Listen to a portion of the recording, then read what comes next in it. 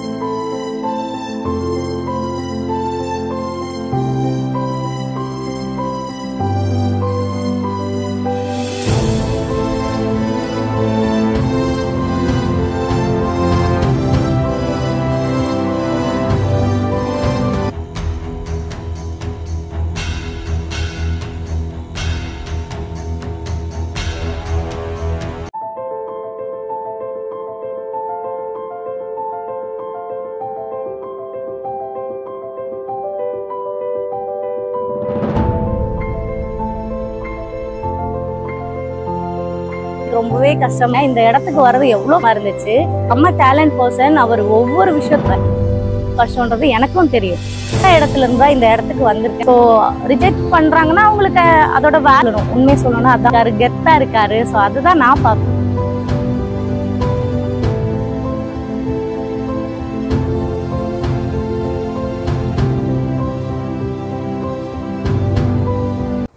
Hi, this is Meera.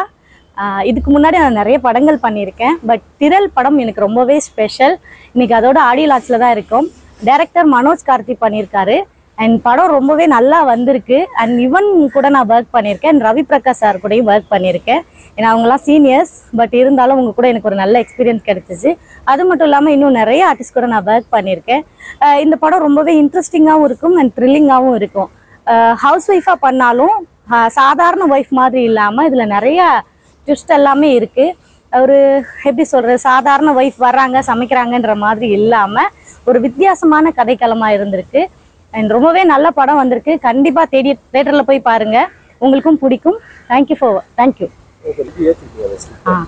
இதுல வந்து நீங்க ஒரு ஹவுஸ் ஒய்ஃபா தான் பண்றீங்க, ரவி பிரகாஷ் சாரோட ஒய்ஃபா பண்றீங்கன்னு சொன்னாங்க. நான் நிறைய ஹவுஸ் ஒய்ஃபா பண்ணியிருக்கேன். பட் இதுல எனக்கு கதை சொல்லும் போது டைரக்டர் என்ன சொன்னார்னா, நீங்க சாதாரண ஒய்ஃப் மாதிரி இருக்க மாட்டீங்க, கொஞ்சம் டிஃப்ரெண்டா இருப்பீங்க அப்படின்னு சொல்லும் போது எனக்கு சரி ஓகே, என்னதான் டிஃப்ரெண்ட் அப்படின்னு சொல்லிட்டு நான் படம் போயிட்டு ஷூட்டிங் ஸ்பாட்ல போயிட்டு சீன் பை சீன் அவர் எக்ஸ்பிளைன் பண்ணி அந்த சீன்ல நடிக்கும் போது தான் எனக்கு தெரிஞ்சு ஓகே இவ்வளோ விஷயங்கள் இருக்கு. அண்ட் அது மட்டும் இல்லாமல் நிறைய ஆக்டிங் ஸ்கோப் இருந்துச்சு.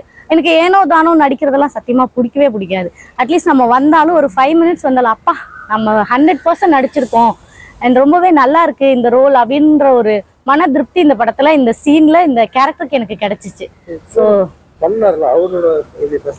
அண்ட் ரவி சார் ரொம்ப கம்ஃபர்டபுள். அண்ட் அவர் கூட வந்து நிறைய விஷயங்கள் ஷேர் பண்ணிக்கிட்டோம்.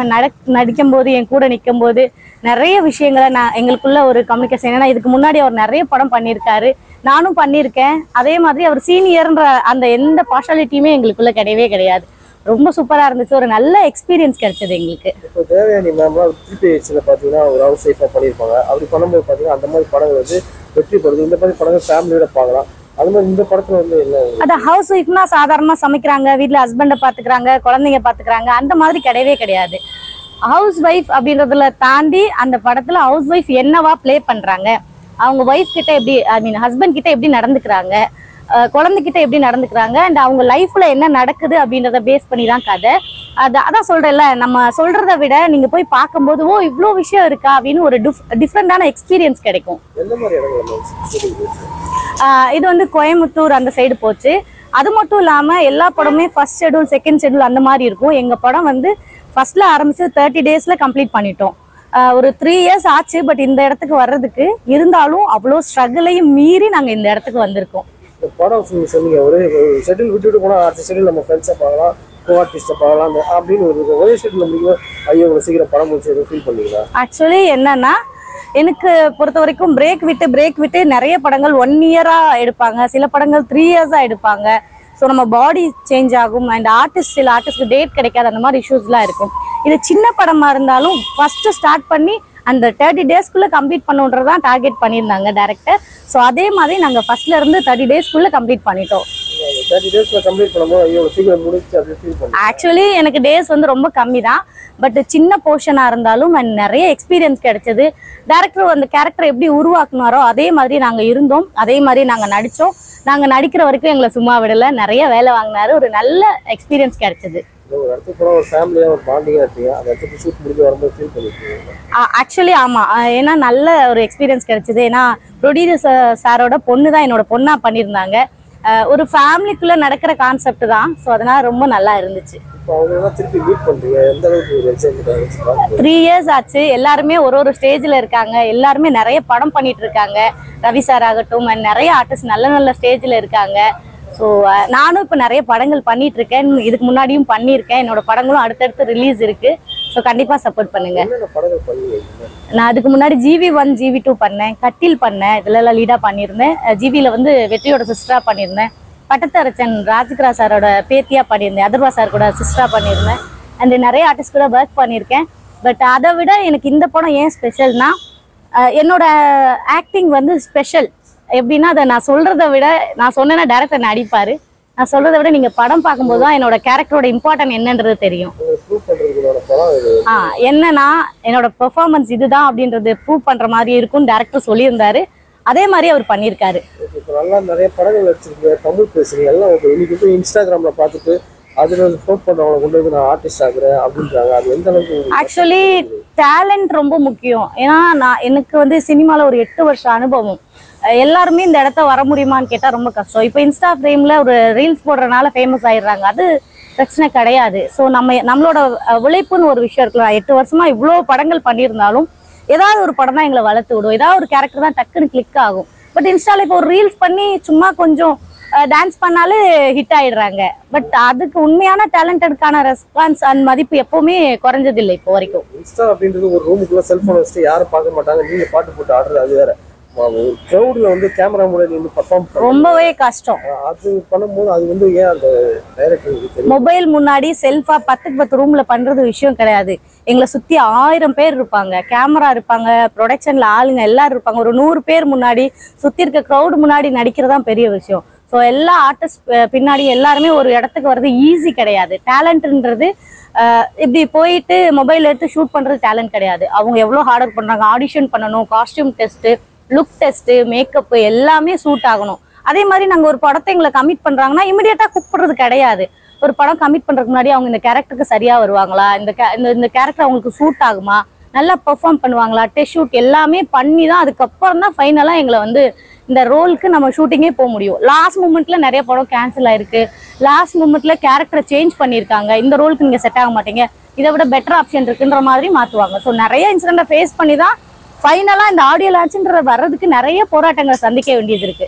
ஸோ மொபைலில் ஷூட் பண்ணுறதை தாண்டி இந்த இடத்துக்கு வரணும்னா அதுக்கு நிறைய ஹார்ட் ஒர்க் பண்ணணும். உண்மையாக டேலண்ட் இருந்தால் மட்டும்தான் இந்த இடத்துக்கு வர முடியும். தமிழ் பேசுறது எல்லாம் பணம் பண்ணிருக்கு அப்படின்னு எல்லாமே சொல்லுங்க.